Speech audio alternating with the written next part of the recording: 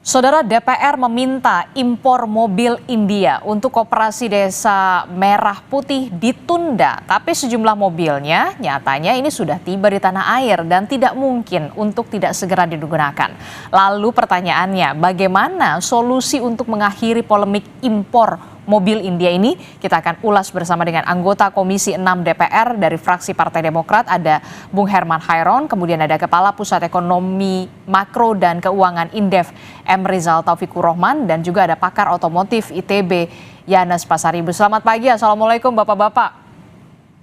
Selamat pagi. Waalaikumsalam warahmatullahi pagi, Mbak. Iya, ini kita bahas soal mobil impor begitu ya, tapi bukan karena mau lebaran, tapi karena kebutuhan Koperasi Desa Merah Putih begitu. Saya ingin ke DPR dulu. Pak Herman, ini kalau dilihat kan ya, DPR bilang ditunda, kemudian tadi dari Kadin juga mengatakan agar dibatalkan saja. Nah, apa sebenarnya yang menyebabkan DPR dan juga Kadin ini sepakat ya sudahlah ditunda saja, dibatalkan saja? Apa sebenarnya yang menjadi alasan utamanya? Ya, pertama tentu saya juga ikut rapat ya dengan Agrinas Pangan Nusantara bahwa untuk komponen lain dibahas ya. Misalkan untuk pembangunan gerai dan gudang itu dibahas, bahkan anggarannya kami tahu 1,6 miliar. Kemudian untuk modal kerjanya 500 juta itu juga kami bahas. Namun untuk pemenuhan sarana lain yang dibicarakan dalam rapat itu nggak muncul untuk item apa dan alokasinya untuk apa. Oke, jadi dan untuk mobil ini tidak ada muncul item ini pada saat pembahasan rapat itu? Ada, bahwa salah satunya adalah untuk pengadaan sarana transportasi, tapi kan tidak disebutkan jenisnya apa dan untuk apa gitu. Dan tentu ini yang menyebabkan kami hari ini tidak pernah tahu bahwa ada rencana Agrinas Pangan Nusantara untuk melakukan impor terhadap mobil di India. Nah, satu hal yang tentu kami ingatkan bahwa mobil ini kan akan di-drop, akan dikirim ke desa-desa, ke pelosok-pelosok, ke wilayah-wilayah yang mungkin saja terpencil dan lain sebagainya. Nih, bagaimana kalau misalkan merek mobil yang tidak pernah familiar di Indonesia, kemudian ada di desa, ada di pelosok-pelosok yang keterjangkauan after sales service-nya tidak ada. Betul. Gitu. Memang murah. Nah, murah itu selaras tidak dengan kesiapan dan ketersediaan after sales service-nya. Sehingga ya percuma saja kalau murah hanya bisa digunakan dalam 1 tahun sudah tidak bisa digunakan.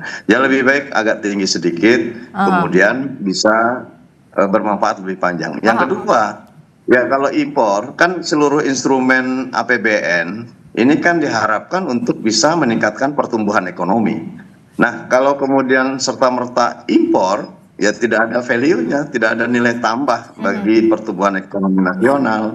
Nah, pada sisi lain memang saya juga mendapatkan informasi kalau industri otomotif dalam negeri juga sedang lesu. Kami kan bahas juga dengan Kementerian Perdagangan berbagai komoditas, berbagai jenis perdagangan yang hari ini tertekan gitu ya dengan situasi ekonomi global yang tidak pasti. Nah, kalau kemudian konteksnya adalah untuk bisa meningkatkan perekonomian nasional, semestinya kan kita berorientasi kepada nasional. Tidak perlu homogen, tidak perlu sama. Apa yang diberikan kepada Koperasi Desa Merah Putih itu tidak perlu sama. Seperti halnya menyamaratakan seluruh gudang-gudang dan gerainya disamakan gitu. Nah, kalau mobilnya kan tidak perlu sama. Yang penting siapa sih yang memiliki industri otomotif yang mampu memenuhi 105.000 kendaraan yang tidak harus juga secepat-cepatnya gitu. Bisa saja kan bertahap. Intinya produksi dalam negeri bisa masalahnya kan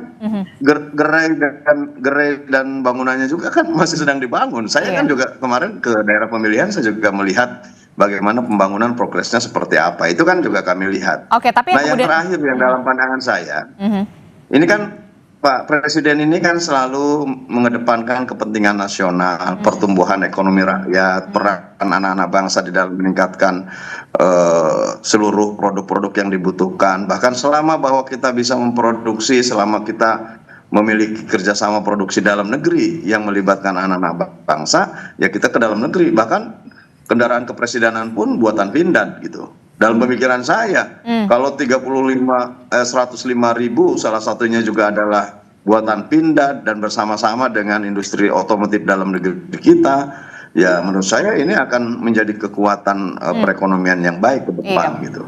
Mobil presiden aja dari Pindad begitu ya.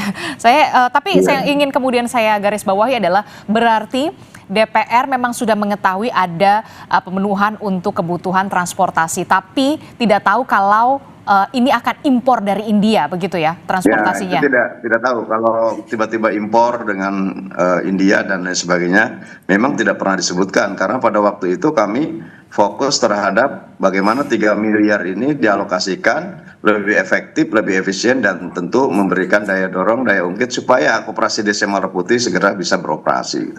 Oke, DPR justru mengetahuinya ketika sudah ramai di media sosial atau bagaimana? Setelah ini apakah akan memanggil Agrinas atau seperti apa? Kami juga sudah sebetulnya sebelumnya 1 bulan lalu, setengah bulan lalu lah kami sudah mengundang Agrinas Pangan ini, namun pada waktu itu dibatalkan dengan alasan bahwa dirutnya sedang berada di luar negeri.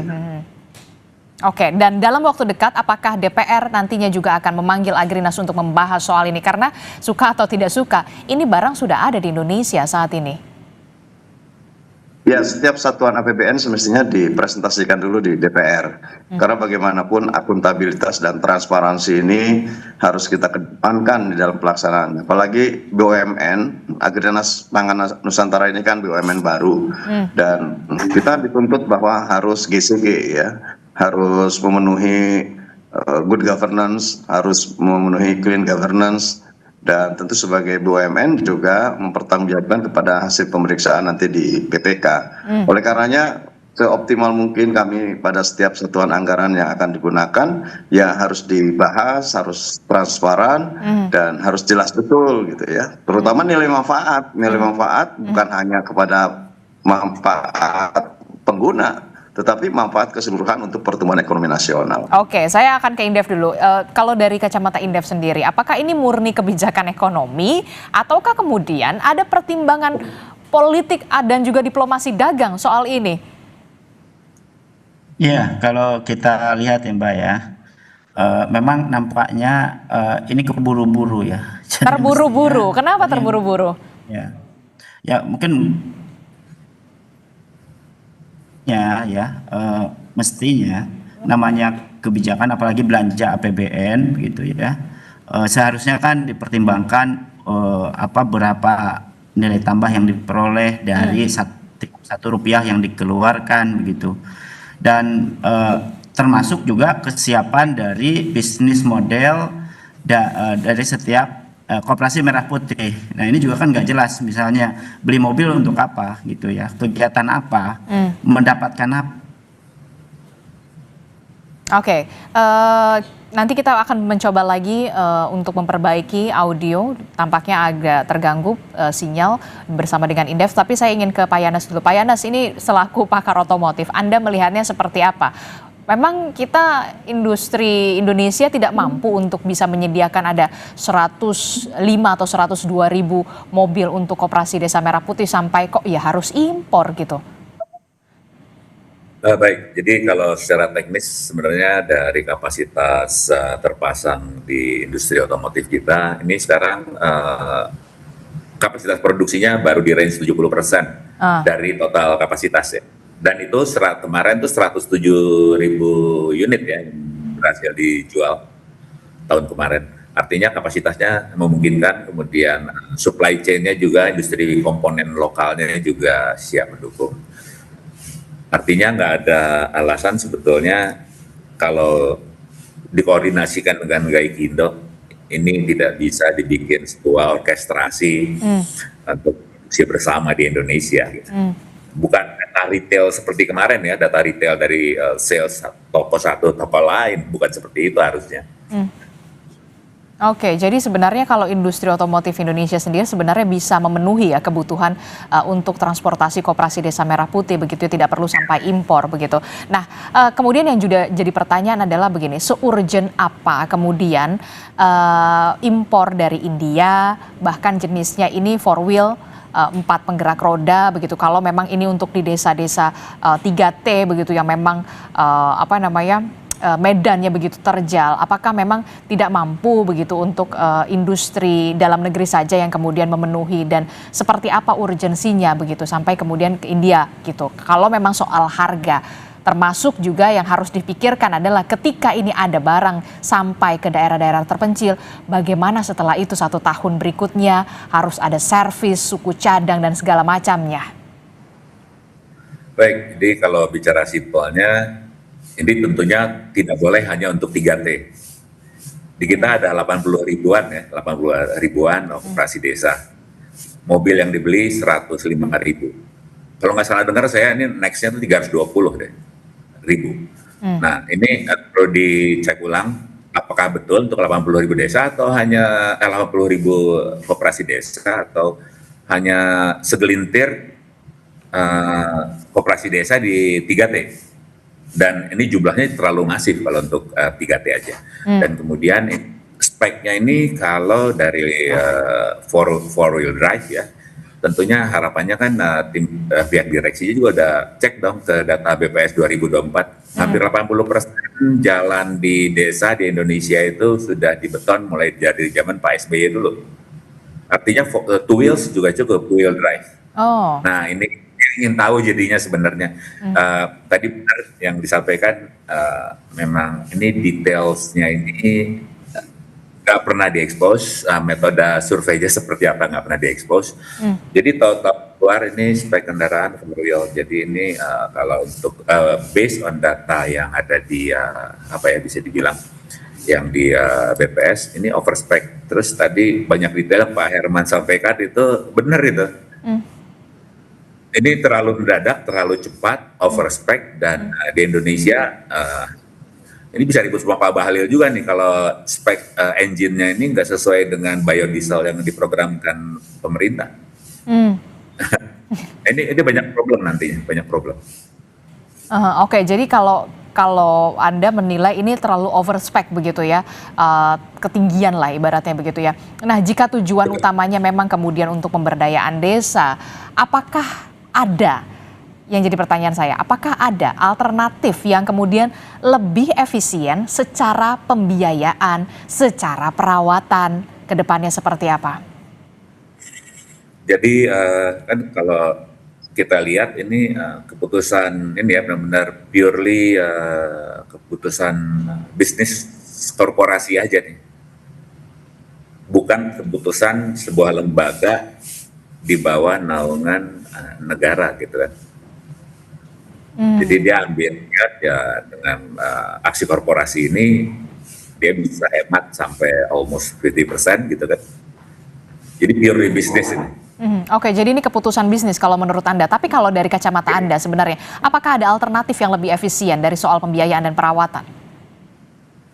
Ini program nasional, terus terang kenapa mobil kita juga harganya tinggi, karena sebenarnya kalau kita hitung lebih dari 40% komponen mobil kita itu kan berputar lagi masuk ke kas negara dalam bentuk pajak, pungutan, dan sebagainya. Mobil yang murah karena nggak kena komponen itu. Nah, kalau kepentingan negara, mungkin negara bisa ngelihat model-model kebijakan lain gitu kan, karena ini sifatnya urgensi dan nasional. Kalau benar ini urgen gitu ya, sampai yang kayak Pak Herman bilang tadi, ini mendadak sekali, bahkan koperasi juga belum dibangun semua, ini harus dalam tahun dan seterusnya. Ini ya betul Pak Herman, banyak pertanyaan sebetulnya. Oke, jadi kalau menurut Anda, dari rekomendasi Anda seperti apa untuk memenuhi transportasi di Koperasi Merah Putih, Koperasi Desa Merah Putih untuk di seluruh Indonesia? Jadi karena ini adalah penugasan negara, tentunya libatkan semua ekosistem yang ada, libatin kementerian yang ada, sehingga kepentingan Herman lebih pas nih, tabrakan dengan Asta Cita 3 lah, reindustrialisasi kita gitu. Ini kan jadi kayak perang di internal, dan ini kalau dibaca publik jadi nggak bagus, Mbak. Begitu, Mbak. Oke, jadi ini harusnya melibatkan ekosistem yang ada begitu ya sebelum pengambilan keputusan. Kalau sekarang sudah ada barangnya di Indonesia, lalu terus diapakan? Itu yang kemudian jadi pertanyaan kita begitu. Saya ke Indef dulu. Terkait dengan tadi Anda mengatakan ini terlalu terburu-buru. Jadi sebenarnya apa yang menjadi diburu-buru? Toh ya Koperasi Desa Merah Putihnya juga belum terlalu banyak begitu ya, maksudnya untuk bisa secara serentak. Apa menurut Anda, apakah ini soal memang pemikiran bisnis saja semata, atau kemudian ada soal ekonomi atau soal diplomasi yang Anda lihat kalau dari Indef sendiri? Iya, biasanya kan kalau bicara perdagangan lintas negara tidak hanya aspek ekonomi, tapi juga memang diplomasi perdagangan gitu ya. Dan tentu ini menjadi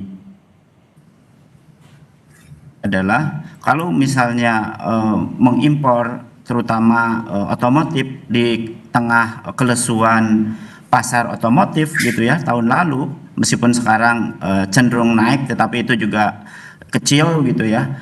Justru seharusnya ya BUMN ini juga mengintegrasikan dengan Astacita. Tadi disampaikan Astacita ketiga itu hilirisasi gitu ya.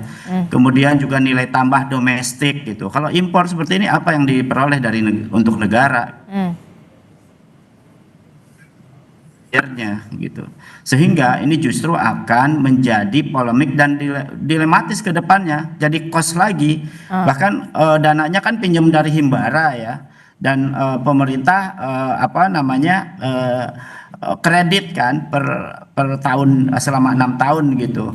Dan apa yang akan terjadi? Maka ini kan jadi beban fiskal lagi nanti ke depannya.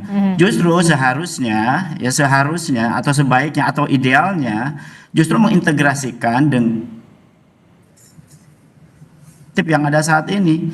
Bahkan saya kira industri otomotif yang ada saat ini sudah sudah bisa menyesuaikan dengan topografi, kondisi jalan dan lain sebagainya, teknis gitu ya. Yang lebih penting justru itu di tengah industri padat karya yang sangat sulit menyerap tenaga kerja gitu, bahkan tercipta, justru ini sebenarnya jadi peluang market gitu ya, sebagai stimulus dari APBN harusnya mendorong ke sini ya, bukan kemudian justru beli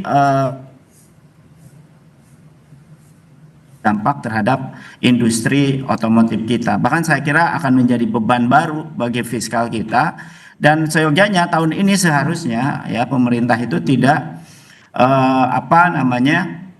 membuat implementasi dari sebuah kebijakan yang justru menjadi beban fiskal ke depan. Sudah tahu kita beban fiskal ini kan makin ketat begitu ya, dan Rp1 itu harus memberikan nilai tambah dan mendorong pertumbuhan ekonomi yang tinggi. Bahkan 4%, nah 6% itu bagaimana gitu ya? Kalau impor ya habis gitu ya, dan tidak mendapatkan penerimaan negara yang signifikan gitu.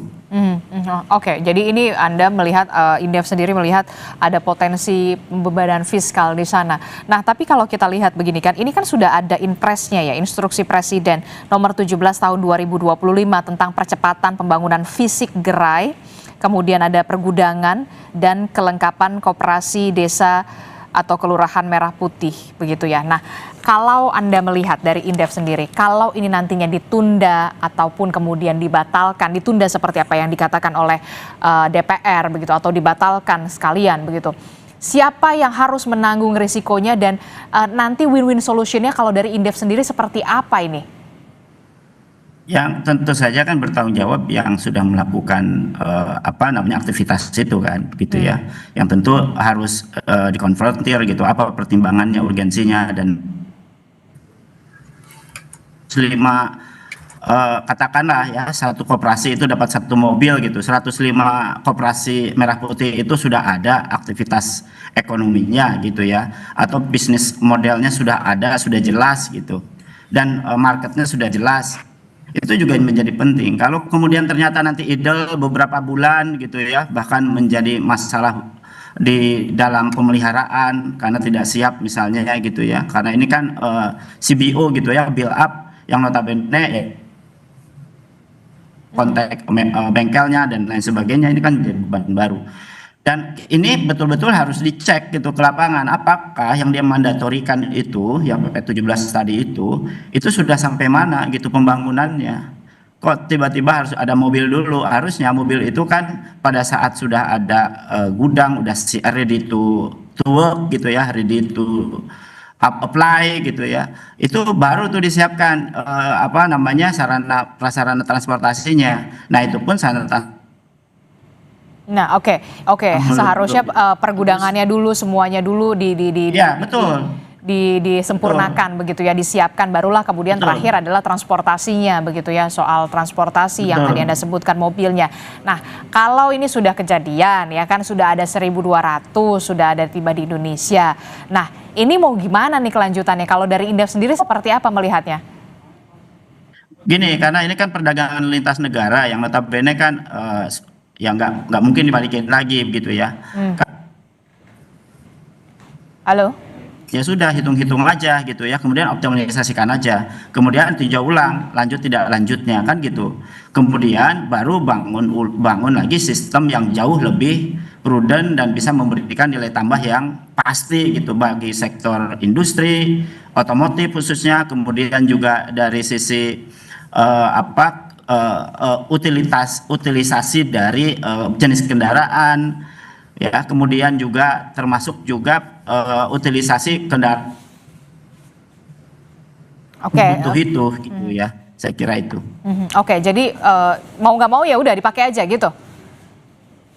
Iya, karena kan perjanjiannya seperti apa dulu gitu. Misalnya perjanjiannya boleh ya bisa gitu, tapi biasanya kan tidak mudah gitu mengembalikan barang yang sudah di tempat, apalagi ini erat kaitan dengan perjanjian dagang ekspor impor kan. Apalagi misalnya Indonesia sudah masuk DP kata-kata ke situ kan, nggak mungkin India ngirim barang tapi belum. Oke, penjelasannya berarti ya sudah dipakai saja, sudah kadung basah begitu ya, sudah ada nilai kontraknya 25 triliun. Bagaimana nih Pak Herman, kalau menurut Anda dari DPR begitu ya, sudahlah pakai aja dulu, mau gimana lagi? Sudah ada perjanjian dagang di sana, bagaimana Pak Herman? Ya, tentu pertama ditunda lah ya, karena ini kan beli gitu, bukan membuat gitu. Dan saya kira sudah disampaikan oleh Pak Dasko, menunda dulu sampai Presiden nanti tiba di tanah air dan mengambil keputusan penting yang saya sendiri tidak tahu nanti keputusannya apa. Yang kedua ya, kalau skala urgensi sebetulnya skala urgensi bukan mobil. Skala urgensi itu adalah Koperasi Desa Merah Putih segera ada kantornya, ada kegiatan usahanya, dan itu bisa berlangsung. Kalau persoalan mobil di desa-desa itu banyak pickup yang bisa disewa sementara untuk transportasi kan banyak gitu ya. Bukan skala urgensi menurut saya kalau kendaraan, itu gaya-gayaan aja lah gitu ya. Dan yang penting sebetulnya apa yang diharapkan oleh Presiden bahwa Koperasi Desa Merah Putih menjadi sarana untuk bertransaksi di desa, bisa lebih murah komoditas-komoditas pangan, hasil para petani bisa diserap, kemudian bisa memberikan dukungan terhadap operasional dan kebutuhan berbagai komoditas yang saat ini dibutuhkan oleh makan gizi gratis misalkan, itu yang lebih penting gitu dibandingkan dengan harus ada pengadaan tertentu, kan juga tidak harus serentak dan homogen gitu, itu bisa secara parsial sambil jalan. Toh juga di dapil saya misalkan, kemarin saya juga meninjau pembangunan Koperasi Desa Merah Putih, itu masih belum selesai juga, masih berjalan, dan saya tanya bisnis apa baru sedang diurus, legalitasnya masih sedang diurus. Itu pun untuk keterkaitan atau linkage bisnis dengan BUMN juga belum clear, misalkan untuk penyaluran gas 3 kilo, untuk agen-agen drilling yang sekarang ini menjadi agen pembiayaan di BRI misalkan, ini juga kan belum pasti dan belum jalan. Belum lagi kemampuan dan kapasitas sumber daya manusianya kan belum juga dipersiapkan. Saya kira bisa dengan percepatan keluarnya Perpres untuk percepatan perwujudan Koperasi Desa Merah Putih bukan percepatan untuk pengadaan kendaraan menurut saya, percepatan untuk segera Koperasi Desa Merah Putih ini bisa berjalan sesuai keinginan Presiden bahwa bisa menjadi institusi atau tangan-tangan negara yang bisa memberikan dampak positif terhadap masyarakat. Saya kira itu yang penting. Gitu. Oke, percepatan di Koperasi Desa Merah Putihnya dulu yang kemudian harus disempurnakan begitu ya, sudah siap dulu begitu ya. Transportasi nanti akan mengikuti kemudian begitu ya Pak Herman ya. Ya memang kan antar desa, Koperasi Desa Merah Putih ada di semua desa. Jadi ya antar desa itu juga berhimpitan kok gitu, berdekatan. Kecuali di wilayah remote yang antar desanya jauh. Kalau di dapil saya desa satu dengan desa lainnya dekat juga gitu ya. Dan kalau kebutuhan kendaraan juga banyak, bisa menyewa dulu punya masyarakat. Dan menurut saya jangan terburu-buru lah ya, karena ya aksi korporasi sekali lagi harus good corporate governance, harus betul-betul dapat dipertanggungjawabkan. Jangan sampai setelah pengadaan mobil ini kemudian ada persoalan hukum di belakangnya, kan tidak baik ya. Lebih baik kita transparan, kemudian akuntabel pada publik, berapa kapasitas dalam negeri bisa memenuhi. Ya kalau mungkin kemudian ada batas waktu yang harus segera dilakukan oleh Agrinas Pangan Nusantara, ya berarti kekurangannya apakah impor atau tidak impor, ya coba bicarakan dulu gitu. Jangan berbicara untung atau tidak untung. Bisa untung, korporasinya bisa untung, Agrinas Pangan Nusantara bisa untung, tetapi apakah keuntungan ini membawa keuntungan pada negara, kepada Koperasi Desa Merah Putih, kepada bangsa, kepada rakyat? Nah ini yang harus dipertimbangkan dan diperhitungkan betul. Gitu. Oke, terakhir saya ingin ke Pak Yanes dari sisi otomotif begitu ya. Apa yang kemudian harus dipikirkan kembali? Poin kritis apa yang kemudian harus menjadi pertimbangan dari Agrinas Pangan Nusantara ini? Pertama, ini tentunya ada dua senario ya.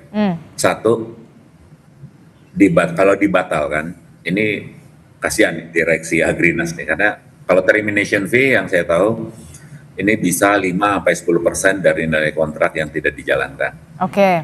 Itu belum tuh. Terus kalau menolak, dia dibawa ke arbitrase internasional. Indonesia tambah ramai lagi nih nanti. Oke. Jadi kedua yang lebih solutif, di kita kan udah ada investasi sangat besar ya untuk industri otomotif dari Jepang. Kemudian kedua dari Korea. Yang kemarin ini yang dapat karpet merah tuh dari China. Terus dari Vietnam juga udah ada. Nah, kenapa ini nggak dirubah skemanya gitu, daripada nanti kena penalti internasional ke arbitrase yang bikin capek. Sekalian aja Mahindra dan Tata diminta, yang notabene dua-duanya udah punya APM di Indonesia, sekalian aja minta investasi mereka. Sehingga kebanyakan investor di Indonesia makin banyak, dan multiplier efeknya untuk tenaga kerja lokal dan sebagainya makin bagus. Dan itu lebih cantik karena melibatkan kementerian lain, Mbak. Jadi nggak hanya perdagangan, kementerian desa dan sebagainya gitu. Itu, Mbak. Oke, itu jadi solusinya yang untuk sementara begitu ya. Terima kasih Pakar Otomotif ITB, Yanes Pasaribu telah bergabung bersama kami. Kemudian juga ada Kepala Pusat Ekonomi Makro dan Keuangan Indef, M. Rizal Taufikur Rahman, dan juga ada anggota Komisi 6 DPR RI dari fraksi Partai Demokrat, Pak Herman Hairon. Nanti kita akan tunggu setelah Presiden tiba di tanah air, apa yang kemudian menjadi keputusan dari Presiden soal pro dan juga kontra pengadaan impor mobil dari India ini. Terima kasih Bapak-bapak, sehat selalu. Assalamualaikum. Selamat pagi. Waalaikumsalam, pagi.